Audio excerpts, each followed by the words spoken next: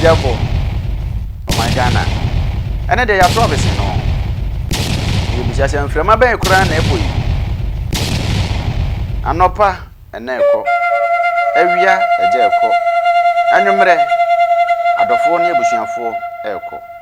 Na ye busa krase wo into obeja hwan ni wo ye nkoja eduru se ya se nya mpani aka de ato ho no eduru amanfon so ane aka ya no wa are ho yi abusuafo je Ghana TV anka ato aba be kan yansa ene se anka ne mra se bedwani ede ma adehia ewo ngo pram Honorable Enoch Tai Mensah dodo na bone mrane E T Mensah odaya wan sorry me wa London baby am wo ye Walthamstow wo we hie nkun yi bi se wo Manchester wo Birmingham wo Northampton wo Southampton Milton Keynes outside London baby wo contact me mami wusu anase Helena baby a wo bia so far as wo betua wo postage ye be postu e di abrel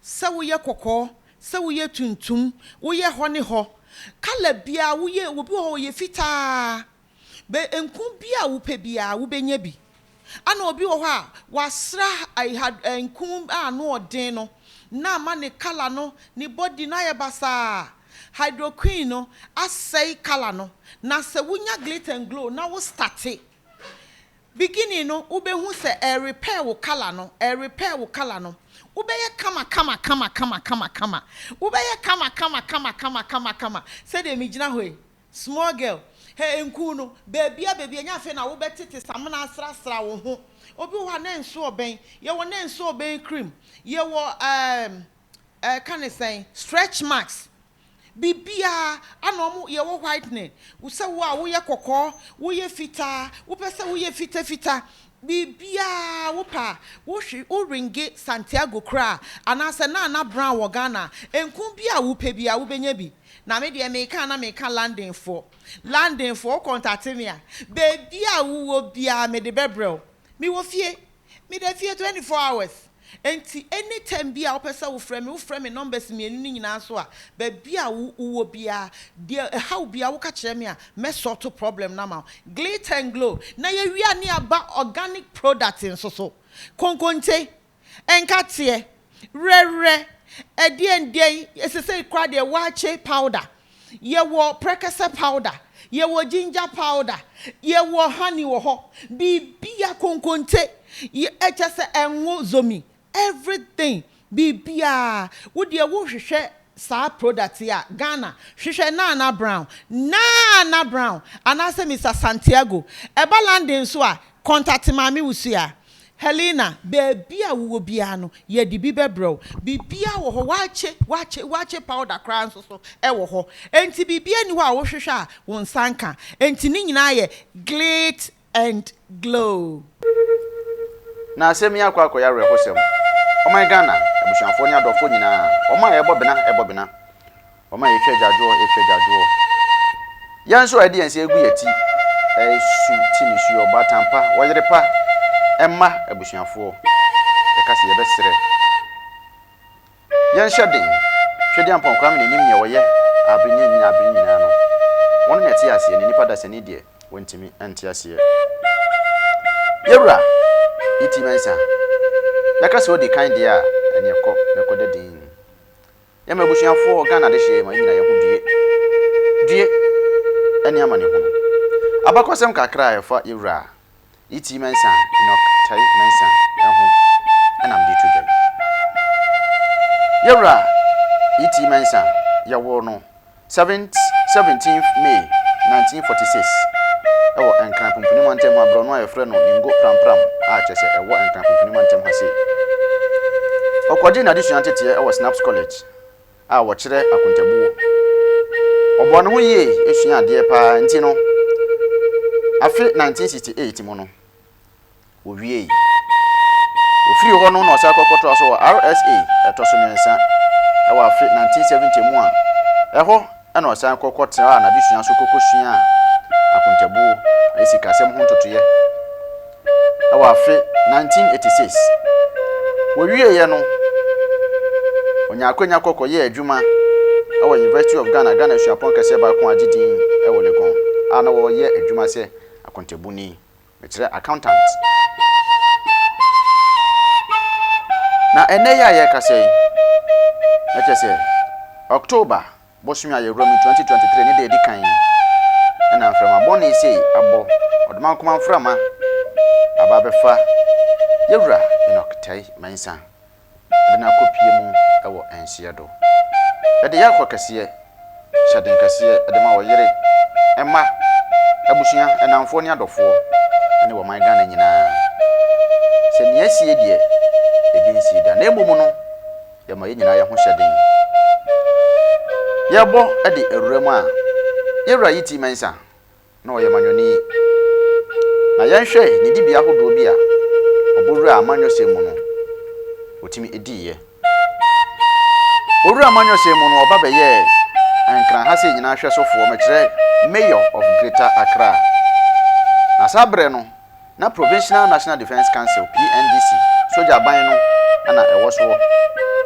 ɛne nti wonya akwanya aba bekita dibia sɛ Chief Executive Edema Accra Metropolitan Assembly yɛtwa ne tiafrɛ no AMA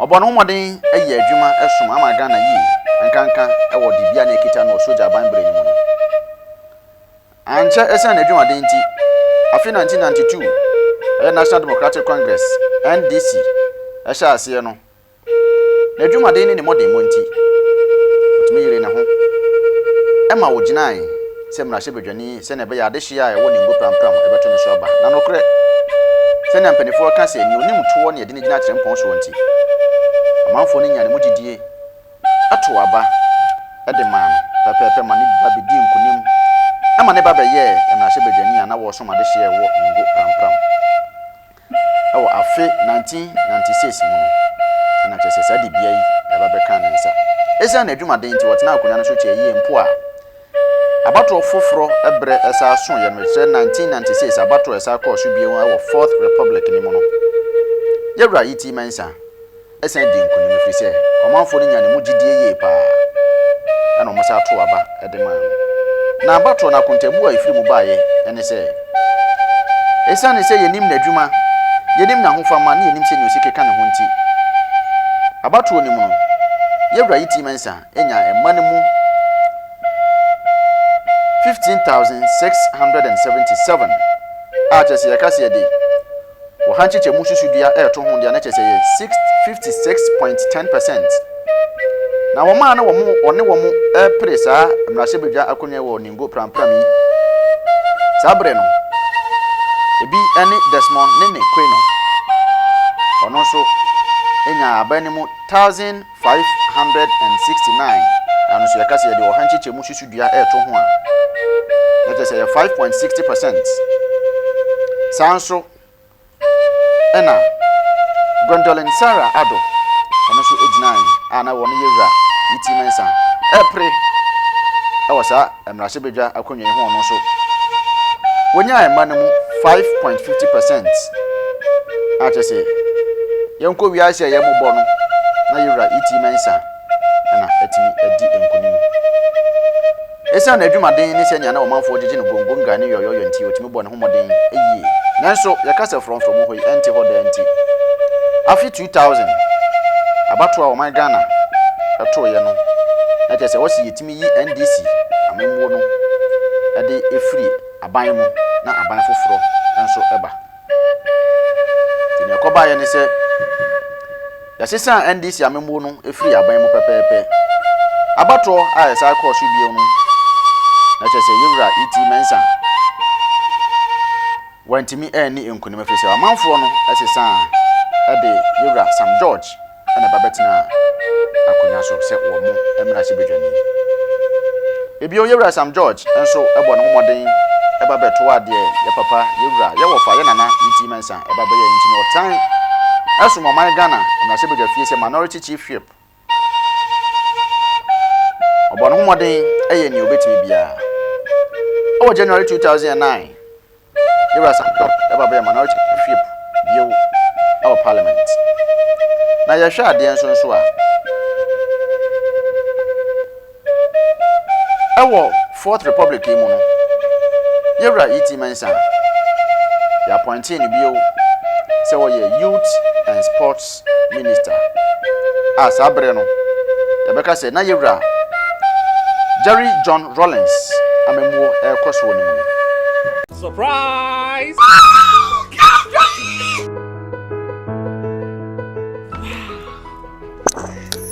Congratulations, madam. I'm looking forward for a good business deal. It's my pleasure. Hey, and let you be. Ain't you want to make a Excuse me, madam. I am a business partner. Mami can be being true. Tina Tet Venicano. So we use what? A CSC ho, Emma Hoye Kama, Emma Hoye obey moi. J. Nako trash. Thank you. Tinatet Venicare. Kinaata Venicare is an oral tonic for maintaining vaginal hygiene, not recommended for children below 12 years. Pregnant or lactating mothers should consult a doctor. E T Mensah ekita sa dibia yi efri yewra Rawlings amemwo mu sa esane na dwumaden na hofama ene na koma pa ekita no nti January 2010 ebra yaka se yaye emahye ensesan ye no ewo eye emrahye bedwa fie no Ghana mampani a na wo ho sa abre no President John Evans Atamios asan eyi yewra E T Mensah se wono ensan emrama ye wosoafo a wo behwe eye ankura ema ene mantem ne brono enkita hodie so ebiewu wonsan hwe se abre nyina adwumayefo a yefa wo mu edom kokoye adwuma no sa de bia na ne sa atumi no yewra John Evans Atamios ade she yewra E T Mensah ensa me Minister for Employment and Social Welfare esa na adwuma den nti ene nketa a wasie se obesom amaga na kopem se odom akoma wu ba befa ne nti obi a no mfo na adwuma sem eni agro E T Mensah abakosem trese na woye ekuoba edema Pan African Parliament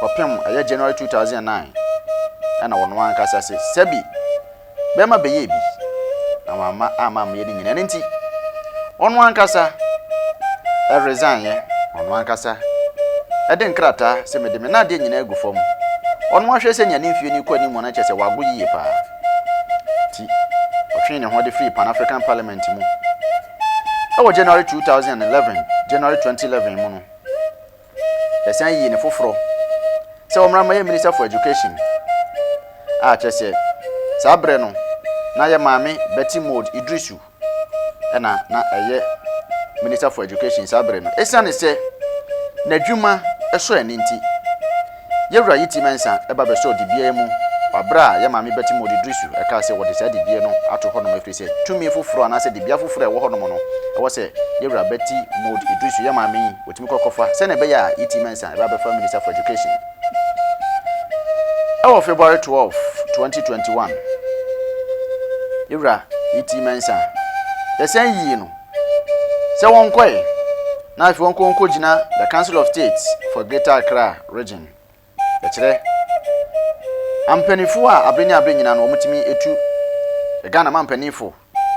Ene Ghana memu se na besi akwa etimi tena ebontoa ekyerɛkyerɛ adwen no. Ye Yewra E T Mensah se won ko. Na won ko enkoka wo mo ho. Senya mpani aka no yasi ni onim tuo na ginja chempon so abakosem biam kyerɛ yewra o ware na ne ma aye makomako enson 7 abasobode ye kan na kyese bebre kwa yewra E T Mensah agi abasobode ane friend the companion of the order of the voter by President Kuffour government. Esa na adwuma den nti abasobode ba ko oje ye no oje de free yewra John Kofi Diewu ajekum Kuffour ensem yakase yewra E T Mensah bema beye bi amoye ni nyina nipa baji ni din wa ama baji ni nche sabre o my Ghana wo yere wo ma adofo abusuanfo nyina awrehosem Ye ninna.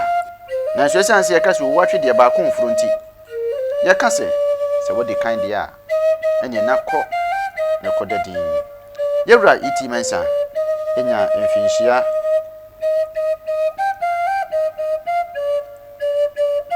77. Wonya mfinhia 77 na kyese edioson anson ana okɔ nekra achi. Yaka se twedi amponkwa me. Won hye nyina den na won kyekye yewre. E T Mensah Ghana de hye se yebefe wo pa. Abusua enamfo wo yire wo ma adofo nyina se wodi kan dia twedi amponkwa me won fa wonsie. Onye wotata na emomokwa na twedi amponkwa me enka ho. Won hye nyina den kopem se san ebehye bio. E T Mensah ye ma odwie nyama ne ho. Me wo London. Baby am wo ye Walthamstow. Wo we hie nkun yi bi. Se wo Manchester, wo Birmingham, wo Northampton, wo Southampton, Milton Keynes. Outside London baby wo contact me mami wusu anase Helena. Baby a wo bia so far as I wo betua wo postage. Ye be postu e di abrel. Se wo ye kokɔ, se wo ye tuntum, wo ye ho ne ho. Kala bia wo ye wo bi ho ye fita. Be enku bia wo pe bia wo benya bi. Ana obi wo ha wasra I had enku no odin no. Na ma ne kala no ni body na ye basa. Hydroqueen no asay kala no. Na se wunya glitter and glow na wo start it. Beginning no ubehu se repair wo kala no, repair wo kala no. Ubeye kama. Ubeye kama. Say de mijina hoy. Small girl. Hey enku no, baby anya fe na wo betete samna asra wo ho. Obi wa na nso oben. Ye wo na nso oben cream.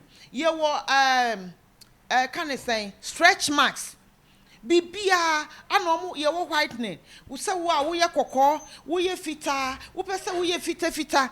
Bibia wo pa, wo hwe wo ringe Santiago kra, anase na brown wo Ghana. Enku bia wo pe bia wo benya bi. Na me de me kan landing for contact me a. Bibia wo bia me de bebrel. Me wo fie 24 hours. Enti anytime bia opesa wo frame numbers me enu nyina so a ba bia wo bia de how bia wo ka kire me a me sort problem na ma glitter and glow na ye wi ani aba organic product so konkonte enkate rere edien esese kra de wache powder ye wo prekese powder ye wo ginger powder ye wo honey wo ho bia konkonte ye echese enwo zomi everything bibia wo de wo hwehwe sa product ya Ghana hwehwe Nana Brown anase Mr Santiago eba landing so a contact mami wusu ya Helena bibia wo bia no ye di bi bebro bibia wo ho wache powder kran so e wo ho enti bibia ni ho a wo hwehwe a won sanka enti ni nyina ye glit and glow.